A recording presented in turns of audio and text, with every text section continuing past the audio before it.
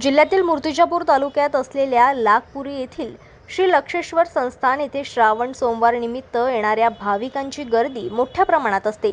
मात्र लागपुरी गावाच्या मुख्य प्रवेशद्वारापासून ते श्री लक्षेश्वर संस्थान पर्यंतच्या रस्त्याचे 3 तेरा झाले असल्याने येथे येणाऱ्या भाविकांना मोठ्या कसरतीचा सामना करत चिखलातून मार्ग काढत जावं लागत आहे।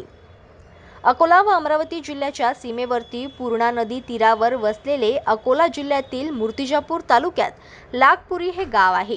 या लागपुरी गावात 11.5 ज्योतिर्लिंग असलेले श्री लक्षेश्वराचे स्वयंभू मंदिर असून यास अर्धकाशीचाही दर्जा दिला जातो। या ठिकाणी श्रावण सोमवार निमित्त अकोला, अमरावती, दर्यापूर, अंजनगाव, मूर्तिजापूर आदी ठिकाणांवरून दर्शनाकरिता येणाऱ्या भाविकांची मोठी गर्दी होते। तीर्थक्षेत्र श्री लक्षेश्वर संस्थान लागपूर येथे परंपरेनुसार दरवर्षी श्रावण महिन्यातील शेवटच्या रविवारी या ठिकाणी भव्य अशी कावड यात्रा भरत असते।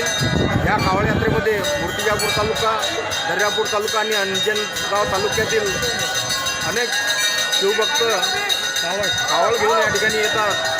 संस्थांच्या वतीने त्यांच्याकरता या ठिकाणी महाप्रसादाची व्यवस्था केली जाते।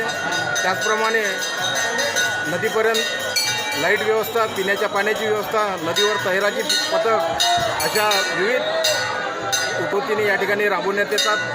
साधारण या ठिकाणी 8 ते 9 हजार शिवभक्त या ठिकाणी महाप्रसाद घेऊन जातात आणि त्याचप्रमाणे जवळपास 15 ते 20 हजार भाविक या ठिकाणी या यात्रेदरम्यान दर्शन घेऊन जातात। अंजनगाव, दर्यापूर आणि मूर्तिजापूर तालुक्यातील मोठे कावड मंडळ जवळपास 28 मंडळ या ठिकाणी यावर्षी दाखल झालेले आहेत। त्याचप्रमाणे शेवटच्या श्रावण सोमवारी मूर्तिजापूर, दर्यापूर, अंजनगाव आदी ठिकाणांवरून हजारो भाविक येथील पायोश्रीचे पाणी कावडीने नेण्याची परंपरा पिढ्यानपिढ्या चालत आली आहे। शेकडो भरण्याचे कावड पाणी भरून हजारो भाविक येथून जातात। मात्र लागपुरी गावाच्या मुख्य प्रवेशद्वारापासून ते पयोश्री तीरापर्यंत असलेल्या कावड यात्रेच्या मार्गाचे 3 तेरा झाले असून रस्त्याची मोठी दयनीय अवस्था झाली आहे। येथे येणाऱ्या भाविकांना मोठ्या कसरतीचा सामना करत चिखलातून मार्ग काढत जावं लागत आहे। मात्र या गांभीर्याकडे लक्ष देण्यास लोकप्रतिनिधी अथवा शासनास किंवा सवड नसल्याचा प्रश्न भाविकांकडून उपस्थित केला जातोय।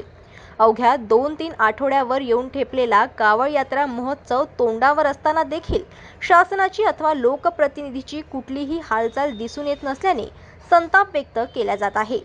या गांभीर्याकडे कावड यात्रेपूर्वी शासनाने अथवा लोकप्रतिनिधींनी जातीने लक्ष घालून कावड यात्रेकरूंचा व भाविकांचा प्रश्न सोडविण्याची मागणी भाविकांमधून होत आहे।